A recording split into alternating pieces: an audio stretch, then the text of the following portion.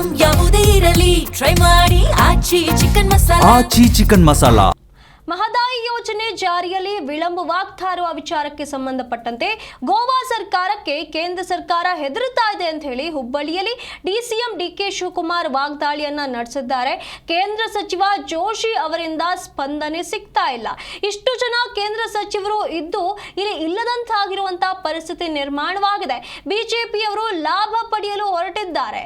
ಗೋವಾ ಸರ್ಕಾರಕ್ಕೆ ಕೇಂದ್ರ ಸರ್ಕಾರ ಹೆದರುತ್ತಾ ಇದೆ. ಮಹದಾಯಿ ಯೋಜನೆಯನ್ನ ಜಾರಿಗೆ ತರುವುದಕ್ಕೆ ವಿಳಂಬ ಮಾಡ್ತಿದೆ ಅಂತ ಹೇಳಿ ವಾಗ್ದಾಳಿ ನಡೆಸಿದ್ದಾರೆ. ನಾನು ಮಹದಾಯಿ ವಿಚಾರವಾಗಿ ಕೇಂದ್ರ ಸಚಿವ ಪ್ರಹ್ಲಾದ್ ಜೋಶಿ ಅವರ ಜೊತೆಗೆ 4-5 ಸಲ ಮಾತನಾಡಿದ್ದೇನೆ. ಆದ್ರೆ ಸರಿಯಾಗಿ ರೆಸ್ಪಾನ್ಸ್ ಸಿಕ್ಕಿಲ್ಲ. ಇಷ್ಟೊಂದು ಪಾರ್ಲಿಮೆಂಟ್ ಮೆಂಬರ್ ಇದ್ದು ಇಲ್ಲಿ ಇಲ್ಲದಂತಾಗಿದೆ. ಕೃಷ್ಣಾ ಯೋಜನೆ ಮಹದಾಯಿ ಜಾರಿ ಆಗಿಲ್ಲ.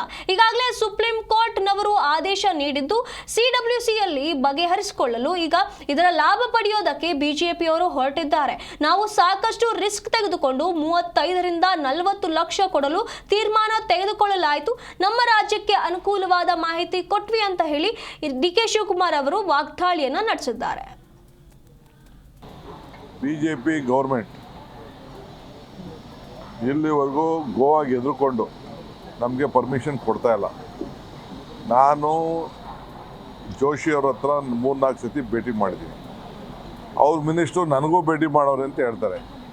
ಏನು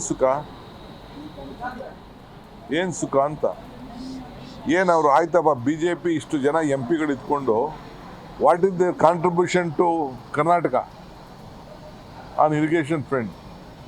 ಇಲ್ಲ ಕೃಷ್ಣಾ ವಾಟರ್ದು ಇಲ್ಲ, ಮಾದಾಯಿದು ಇಲ್ಲ. ಈಗ ನಾವು ಬೇಕಾದಷ್ಟು ತಂದಿದ್ದೀವಿ. ಸುಪ್ರೀಂ ಕೋರ್ಟ್ ಅವರು ಪಾಪ ಜಡ್ಜ್ಮೆಂಟ್ ಕೊಟ್ಟಿದ್ದಾರೆ. ನೀವೇ ಇದು CWC ತೀರ್ಮಾನ ಮಾಡಿಕೊಡಿ ಅಂತ ಅಂದ್ಬಿಟ್ಟು ನಾವಲ್ಲಿ ಈಗಾಗಲೇ ಆಫೀಸ್ ಓಪನ್ ಮಾಡಿಸಿದ್ದೀನಿ.